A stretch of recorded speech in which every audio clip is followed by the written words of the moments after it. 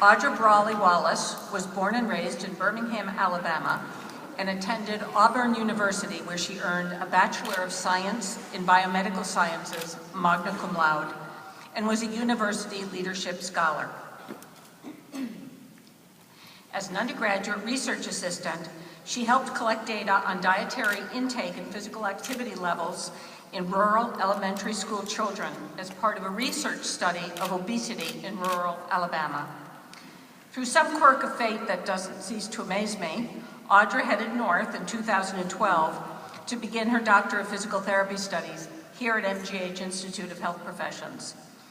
I'm tempted to say that she took up residence in South Boston to be closer to home, but I really have no reason to believe that's true. It certainly is true that Audra's accent was a bit different than that of many others in her class, but it wasn't her accent that quickly distinguished Audra. Rather, it was her classroom presence, her ability to interact effectively with both faculty and peers, and her commitment to getting the most she could get from her physical therapy education. Audra served as a teaching assistant in a first-year course, conducting weekend review sessions for students in the classes behind her. She has been a ready volunteer whenever extra hands were needed, whether in helping the occupational therapy program to interview its charter class, or in supporting fundraising efforts for the Leukemia and Lymphoma Society, or Empower SCI ambassador to help raise money for those with cervical spinal cord injuries. Having completed her DPT this past January, Audra is in the final 4 months of her full-year internship at Spalding, Cambridge, where she works with patients with severe respiratory compromise, with those with disorders of consciousness, and those with cancer. We are very much hoping that 2015 has convinced Audra that there's no better place to be than winter New England, and that we can look forward to a long and mutually beneficial relationship as she moves to the next phase of her life. Please join me in welcoming Audra as the representative of today's physical therapy graduates.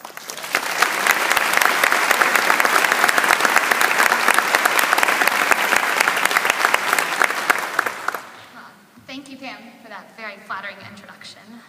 To Dean Portney, Mary Zupka, professors, friends, family, and my fellow graduates, allow me to begin by saying what a privilege it is to be standing before you today, and I'm sincerely humbled to have this opportunity.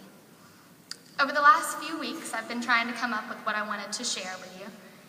I wanted a memorable and meaningful speech, so I researched or Googled how to write a commencement speech.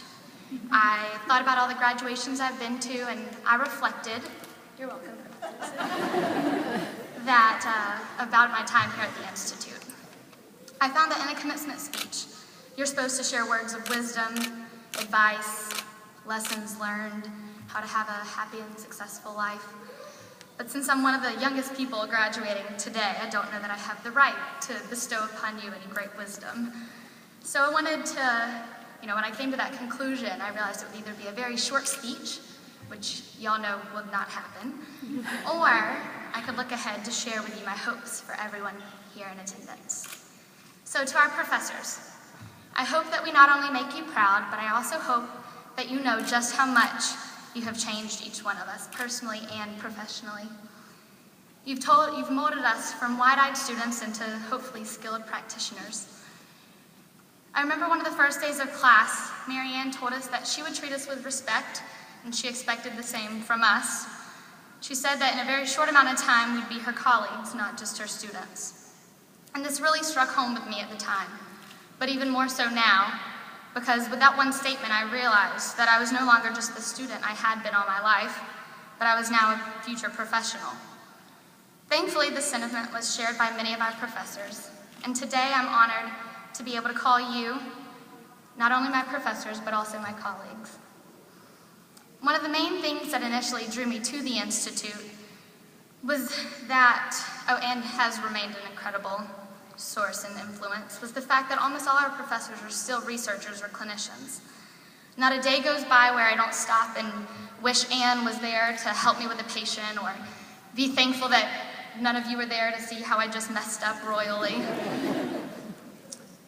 But But in saying that, I must give enormous thanks to all you professors for not only teaching us what the book says, but more importantly, teaching us what it means to be practitioners. Oh, and also that it depends is always the right answer. So to the professors, please know we will take you with us wherever we end up, and we are forever grateful for the countless hours and effort you took to shape each one of us. To our family and friends, I hope you know how much your enduring love and support has meant to all of us. And I think that I can speak for every one of us graduates saying we're going to need it as we continue into this next transition into our next phase. Also, you all deserve much praise for allowing us to practice our patient-friendly language on you when you didn't understand what we were talking about at the time. Honestly, and I'm not sure he's happy that I'm sharing this, but my husband also petitions that you all should be receiving a diploma today too. I couldn't agree more, except that y'all deserve much more than we could ever begin to repay. On a more personal note, it was my parents and now husband that inspired me, that told me to dream big, go far away to the best PT school that you can get into. Distance never matters. Little did they realize that they were giving their blessing for me to move more than 2,000 miles away, live in a city with a 6-month-long winter and drops 110 inches of snow on us. But nonetheless, that support has continued through the program, and words cannot express how grateful I am for that.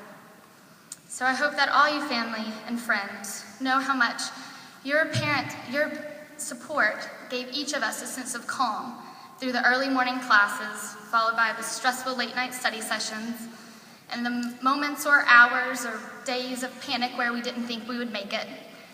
But you were there for us, and today we can all say that we made it. So friends and family, while I don't have a diploma for you, I do have the statement that we are forever grateful for all of your continued love and support. Last but not least, to my fellow graduates, where to even begin? I hope we never forget all the smile-worthy times or the cringe-worthy times that we've all been through together. Thank y'all for accepting me, the lone girl from Alabama, who did talk different. I never thought I would say this, and I hope my parents understand, but y'all have truly made this place feel like home. Your collective passion and skills have challenged me to be a better student and now a better PT. Let us not lose that drive to better each other and challenge each other, no matter the miles and years that come between us.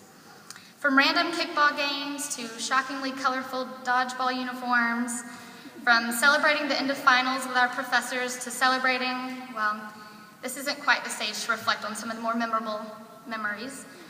But that's what's wonderful about our time here, is that we've developed the knowledge and skills in our careers and in the classroom, but also created lasting memories inside and outside the classroom that we'll not soon forget.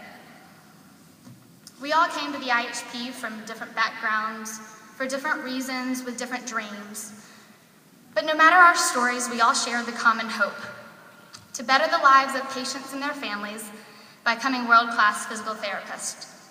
While I can confidently say that we are one step closer to collectively achieving that dream, we may not all be perfect practitioners yet, but that's what excites me about our futures. This chapter of our lives will officially be over in a couple hours when we walk across that stage, but I can't wait to see where the next chapter takes all of us. So to the graduating class of 2015, my hope and my one piece of advice that I will give you is never forget the why of why you came to the IHP. Your why will inspire you in your career, motivate you during the tough times, and if you're like me, will undoubtedly bring a smile to your face as you reflect on the memories that we've made here. Thank you.